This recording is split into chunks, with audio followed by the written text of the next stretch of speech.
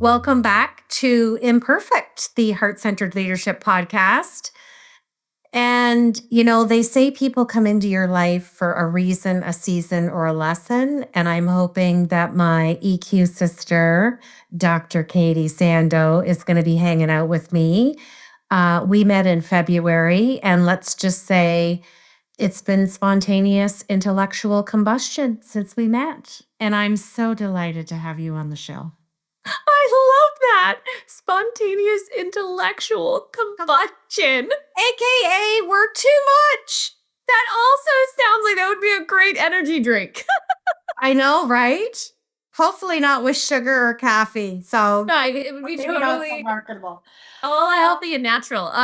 Deb, you are such a gift to this world and a gift to my life, and I'm grateful to share these few moments with you. So yeah. Well, I'm excited to share your brilliance and your greatness. And I've got a heart-centered, imperfect, throw in some EQ questions coming your way. So are you ready? Let's do it. I love a challenge.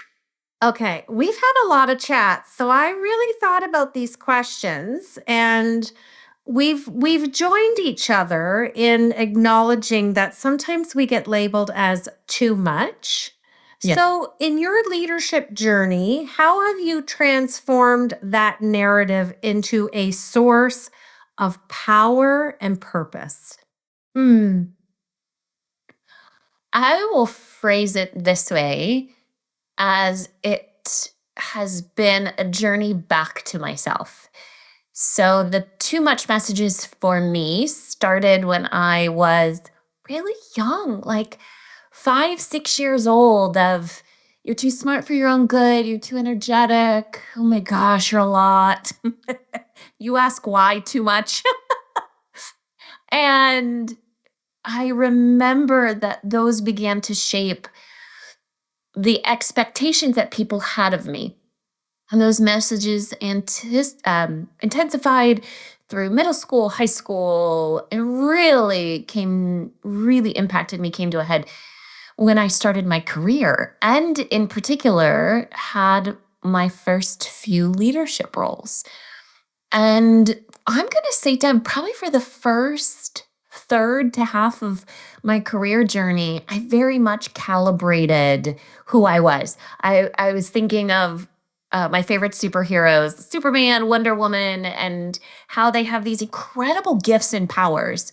And when they come to Earth or they go into the real world, they have to mask them because they think that is how they are going to be accepted and embraced. And so I did that very thing in the beginning part of my leadership, was masking who I was so that I would be accepted as a leader. And then the more that I started to unpack, particularly for women, the harmful messages that we place onto them socioculturally, I began to realize that this was not authentically who I was. And little by little started to don the little superhero cape of Katie being the too muchness, and showed people that aspect of it. And it's funny because my husband will tell you that for many years, he had 2 names for my personalities. There was work Katie and there was fun Katie. And that is, it was like, this Wonder Woman superhero where you have your superpower self and then you have your masked self. And as I began to peel away the layers and live more deeply into these elements of what make me who I am, the boldness, the brightness, the energy, I began to realize that is what people craved. The people that I worked with, who worked for me, my clients. And at some point, probably about, 10 years ago, I was just like, well, screw it. We're just going to go all in. And now I say, I am not everyone's cup of tea, but I am some people's champagne. So. Absolutely. And you know what I love about your journey is how you just decided to land and integrate into a place of self-directedness and let go of the obligation. And I'm sure your cape, knowing your fashion style, was probably very diva-ish and very lovely. So I hope you don it once in a while. I do. I do. And I have to bring in part of my journey was the work that I did with a beautiful organization called Girls on the Run. They have councils all across the United States and in a few in Canada as well. And as I was doing community service work, during graduate school, I found this study that forever changed the course of my life. It's what led me to Girls on the Run. It was really the spark that of my own journey back to myself. And this particular research study showed that when little girls and little boys are in elementary school and below, they have equal levels of confidence to lead. You want to lead the front of the classroom, raise your hand for something, you want to be president of the United States, you want to be whatever you want to. Equally, little girls and little boys raise their hands. And little girls stop raising their hands around middle school. Mm. I thought, and for all of the reasons that are well known and documented, the messages that we say to girls, they're developing sooner, they're becoming more aware of the pressures on them. And out of all of that, I said, I want to be part of a solution to reach those little girls before they stop raising their hands. How do we get them to raise their hands more? And I found this amazing organization, Girls on the Run, and I served on the board there and then of a local council and was executive director for a couple of years. And this program focuses on social emotional learning for girls, where it's building their confidence emotionally, physically, socially, so that one day they can lead in whatever way that means to them.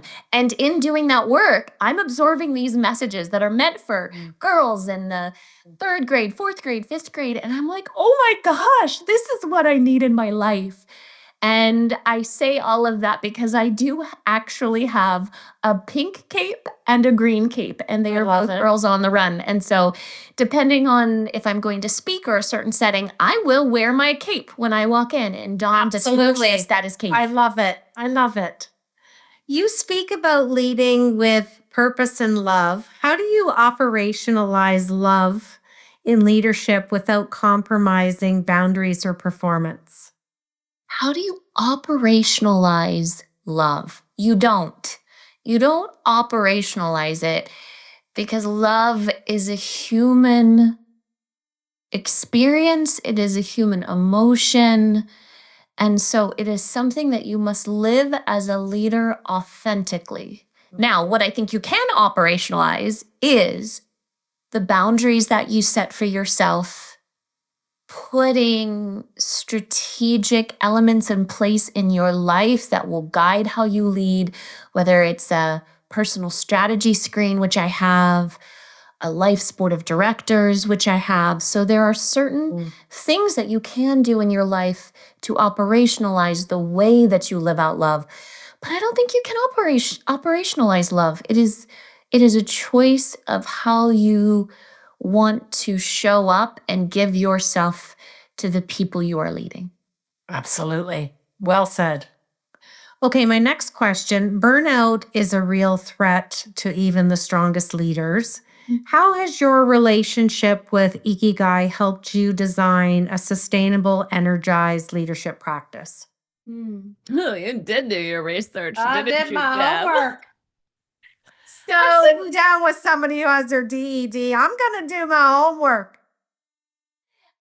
my coming to Ikigai, the ancient Japanese philosophy of a life worth living, was selfishly through my own journey of struggling with overwhelm, exhaustion, and burnout.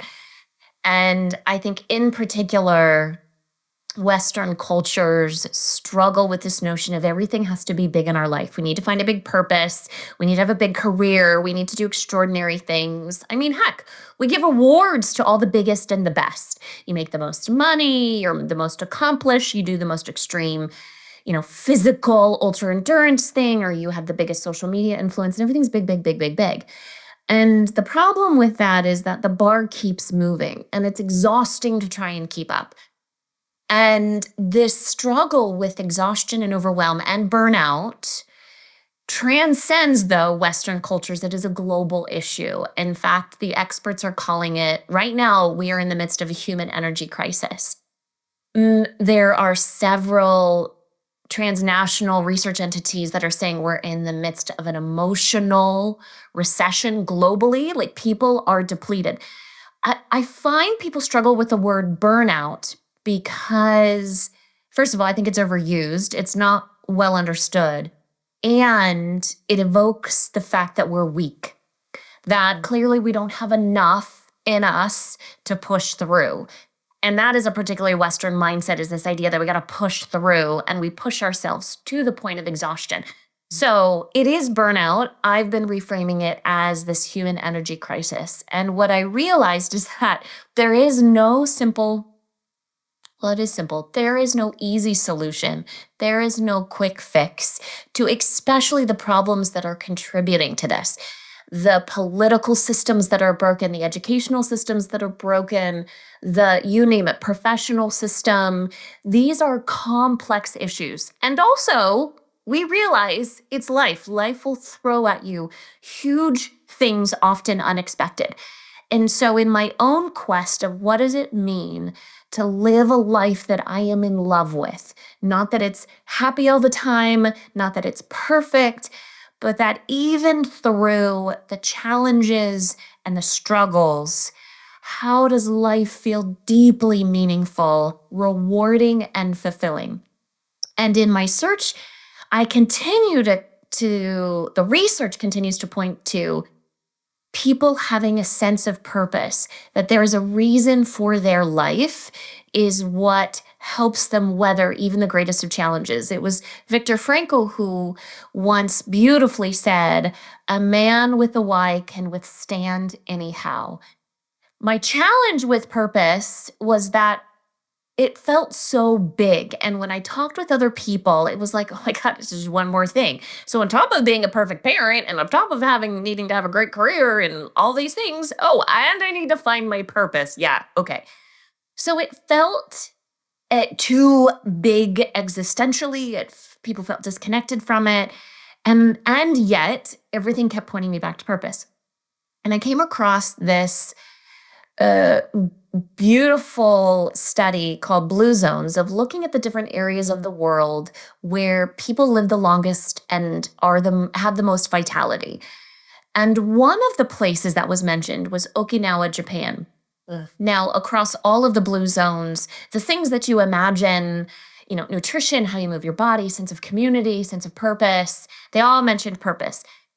And in Okinawa, Japan, they used a particular phrase to describe purpose. They called it living my Ikigai. And I became fascinated with understanding what this word meant, particularly to the Japanese people and culture, because to the rest of the world, particularly Westerners, we've appropriated it incorrectly. You Google Ikigai and you'll find this Venn diagram everywhere, which the concept of it is pretty cool, but it's not Ikigai. And what we're missing is how this particular philosophy and mindset finds the beauty in the small, precious moments every single day. And so finding purpose and leading with purpose isn't like you need to make some big, incredible impact. It may lead to that, but it's choosing how you want to live and who you want to be in every moment of every day that is deeply rewarding and fulfilling and ultimately even more impactful. And it doesn't have to measure up to anybody's extrinsic value, No. social norm. I always land up getting goosebump moments when I interview some people. And I will have to introduce you to David Marlowe. I had him on the show. I think it was season 2. My menopause memory might not have that right, but he's all Ikigai and he will be such a good contact. I'm making a note because you guys would have a great conversation. I love that. Okay, last leadership question. What role does emotional intelligence play in reclaiming and redefining power, especially as a woman in leadership? Because I know you have a keynote on this, so do share. What role does emotional intelligence have in your leadership? So I'm going to answer that first part and then connect it to the particular lived experience of people who identify as women. So, emotional intelligence is just freaking everything. I I I became certified in it, and that's how we met through the course we journeyed together because my clients continued to come back to me with these challenges that they were experiencing with their teams and their organizations, and they would call it all different things. We have communications problems, or we're having trust issues, or there's gossip, or there's I don't know, there's this thing or that thing. We're having customer service issues, or we're struggling with this, or this person's unapproachable. And the way they described it continued to point me back to these human character skills that we reference, and in particular, someone's um, level or capacity currently of their emotional intelligence. And so to me, emotional intelligence in leadership is everything. You talk about building connection with people. Well, I mean, gosh, the first thing everybody wants is a leader to be self aware. I mean, wish that person knew how they came across. How many times have you had a leader and you just wished that they were more self aware? And the foundation of emotional intelligence begins with your own level of self awareness. How well do you understand yourself? And this is the work that you do, Deb, right? Like you got to know and lead yourself first. So to me, emotional intelligence is everything. How well do you know yourself? How well do you understand yourself? How well do you recognize that impact on other people? How well can you regulate and leverage that strategically? I mean, all of these things, right? Yeah. I think that it is, dear Lord, I feel like everybody should take a course in high school and college or something in emotional intelligence, right? So to me, it is a foundational element to leadership impact and success is rooted in your own growth around emotional intelligence. Okay, as it connects to women, I think in particular, women have embraced this and and socially have been conditioned towards being more emotionally intelligent creatures. I don't think neurobiologically men or women are more or less predisposed, but I think culturally it is more acceptable for women to lean into that space, and so therefore do come across as leaders as more emotionally intelligent. Not always. I'm using broad categorizations, but by and large. And at the same time, it has been utilized against them. You're too emotional, or you're too feely, or you're too nice. And this is where the too much messages come back.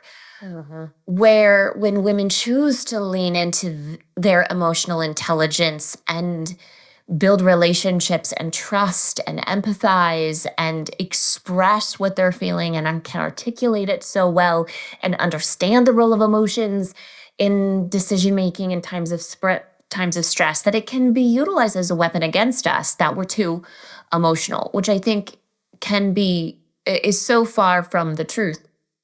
And therefore, at the same time, we traditionally have positioned men as not being these emotional nurturing creatures and excuse them. And yet, what we're saying is what makes leadership profound and great and impactful, and what makes the workplace thriving is the ability for humans to understand one another and connect with one another. So, when it comes to the role of emotional intelligence and gender in the workplace, I think we've done all genders a disjustice when it comes to emotional intelligence. And so I feel called to help, particularly women, but men and women, reclaim and redefine the notion of power in leadership. And one of the superpowers we talk about of women is their ability to lean into their emotional intelligence and leverage that strategically. Now, to be fair, I've worked with women leaders who have a lower level of emotional intelligence, and I think that's because we have traditionally defined leadership as a power over scenario, to dominate, to win, and that doesn't lend itself well to leverage your emotional intelligence in that process. Yeah, it's extrinsic heavy. It's that comparison, that ladder that ends, and they think they're going to end in this power stature when they land in what I call the land of loneliness, and then they're like, "Oh, why did I do this?" It's interesting. That's a whole other podcast. I know. Here we go. Okay, I'm going to ask you some fun questions. Are you ready? Listen, I'm the doctor and the dork. You just heard the doctor. I'm ready for the dork stuff. It's coming. It's coming. Okay, here we go. If your life had a theme song that played every time you walked into a room, what would it be and why? I don't know why this question is so hard for me. People ask me about music all the time, and I'm so moved by it. I'm so terrible at it. I don't know. Okay, what if you're- I don't okay, let actually me- know the answer to that question. Let me change it up. Okay. If your leadership style had a theme song, what would it be?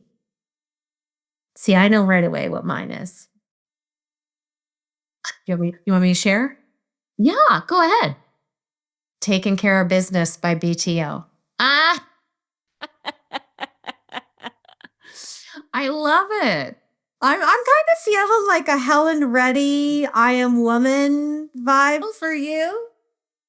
I don't know. Like, I listen. So, y'all, this is the thing with music with me. It is all over the place. I listen. Me too. Singer songwriter. I listen to EDM, electric dance music, house music on my run. I listen to classical. So I'm going through all of these songs. Well, I can tell you that my walk-on song is Regular and Atija, I think that's how you say it. And it basically goes like, I am not regular and I will not give you regular. Because you're too much. See how appropriate that is? Yeah, it is, because that's who I am. I am not regular in any way, shape, or form. I don't think anybody is. But I also don't pretend to be regular. And so therefore, I'm not going to give you anything regular. You're always going to get the too much, Katie. What's something imperfect about you that you've grown to love, and why? Well, it goes back to your original question. And I like when Simon Sinek said, your greatest strength misapplied can be your greatest weakness. And so the superpower that can also be your kryptonite, for me, it's my energy and presence. That I know full well when I walk into a room, I can shift the energy immediately. I know when I talk with people, I love your energy, Katie, and you're just so energetic and you just radiate positivity and all of that. And I have also come to recognize that there are times when that can feel too much to people. That doesn't mean I'm too much. That's been one of the learnings that I've had about the too much messages, is it doesn't necessarily mean I'm too much. It means my light might be too bright or intense for that person in that moment. Like when you wake up in the morning and you walk in the bathroom and you flip on the light, you're like, oh God, that's intense. I know that the intensity and the vibrancy of who I am is a deep gift that I embrace fully. And I also, leaning into my emotional intelligence, need to recognize when I need to turn on the dimmer switch, not because I need to change who I am, but out of thoughtfulness and understanding of other people, that depending on where they're at in their day or their life, Kitty's intensity might need to be a little bit less for them. Yeah, the dimmer switch is definitely a great strategy. Yeah. Okay, I'm going to give you a magic wand, and if you could use it to change one workplace norm tomorrow, what would it be? And it's sparkly and it has a star on the end. If you needed some, clarity on the visual. No, What's a workplace norm that you'd love to change? Well, that business exists or the workplace exists to make a profit. And I know not all leaders or organizations necessarily think that way, but we tend to segregate types of businesses, particularly, we have the language for profit, nonprofit. And I don't care what your IRS designation is. Any entity that is functioning as a business needs money in order to continue to do their good work or offer their product or service, but that is not why you exist. You do not exist to make a widget or to provide a service. That is a value that you offer. But our world depends upon us making the world a better place. And I just wish businesses would view themselves as an opportunity to make an impact. I was thinking of Peter Drucker's, oh my gosh, back from the 1970s when he said, every person and every business is an organ of society. I think the phrase goes, every person is an organ of society and business is no different. Yeah. They don't exist for any other reason other than for the health of the entire organism, the community. Yeah. Yeah. And that is a norm that by and large I wish business would shift, is that it's not about quarterly profits or end of year, these KPI metrics. I mean, they're all important to measure growth, but that is not the reason why a business exists. And if you're not functioning in that way, you're not giving your people something meaningful to work towards. So it comes down to purpose. That's what's gonna Absolutely. change. There's a bit of a theme going on here. Are you catching it? Just a little bit. Just a little bit. Okay, my last question. You knew I was going to ask you this. You call yourself a doctor and a dork. What's your most delightfully nerdy quality? I'm a pop culture nerd. Like, I love to bring, you heard me drop like Wonder Woman, and I'll drop Matrix references, and I think people might view it particularly nerdy as it intersects with lived experience at leadership and business. And in my graduate studies work, I have been so fascinated at the role that popular culture has on our individual and social identities. And it has so much more of a profound impact than people think. Like, it's not just, movies aren't just escapism, books aren't just escapism, social media isn't just, well, it is a time suck, but these things shape us. And so I nerd out on any time like there's a piece of popular culture that is critiquing some element of society. Like, I totally geek out about it. My dissertation was the role of the Hunger Games series in developing an activist identity in women. So I can nerd out. Like, give me any piece of pop culture and I'm gonna like nerd out on it as to how it has shaped who we are as people. I love it. Well, here's to universe energy intersecting and landing in a course together and realizing that we love being too much together. And I look forward to continued conversations. And I want you to finish the show for us by finishing this sentence. Okay. Heart-centered leadership is Heart-centered leadership is choosing to give others all of you, unedited, unscripted, and allowing them to give you back the same.